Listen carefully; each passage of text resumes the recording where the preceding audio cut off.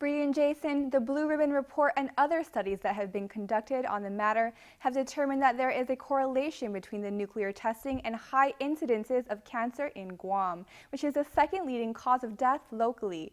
Today, the legislature heard testimony on Resolution 39, the latest attempt for Guam to be treated fairly and justly compensated. 67 nuclear devices were detonated by the Atomic Energy Commission in or around the Marshall Islands between 1946 and 1962. The radiation emanating from those explosions severely affected those who lived in the Marshall Islands, resulting in everything from cancers to birth deformities. However, the radioactive fallout didn't stop there. It extended downwind over 1,000 miles away to Guam. Robert Celestial is the president of the Pacific Atomic Radiation Survivors. He testified before the legislature, citing a study that shows how Guam was affected. Well, the study was made back in 2001.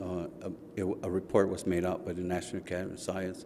They just gave a broad eligibility conclusion that the residents of Guam during that time were exposed to high levels of radiation from the fallout. According to Celestial, this information was kept classified until 1998. The people of Guam were indeed affected by the nuclear fallout, and that the residents of Guam during that time period are eligible to receive compensation in accordance with the law right now that has been passed. He is referring to the Radiation Exposure Compensation Act, which provides up to $150,000 to victims of radiation. Although Guam residents should be eligible to receive compensation, they are not. However, House Resolution 994 and Senate Bill 331, recently introduced in the U.S. Congress and Senate, would amend federal law to include island residents. Eligibility is anyone who was in Guam from 1946 to 1962. All they have to prove is that they were here and they have one of the 21 types of cancers. And the amendment also is to amend the $50,000 to $150,000 and free medical care. Like Celestial, Berthina Nelson is also hoping Washington will listen.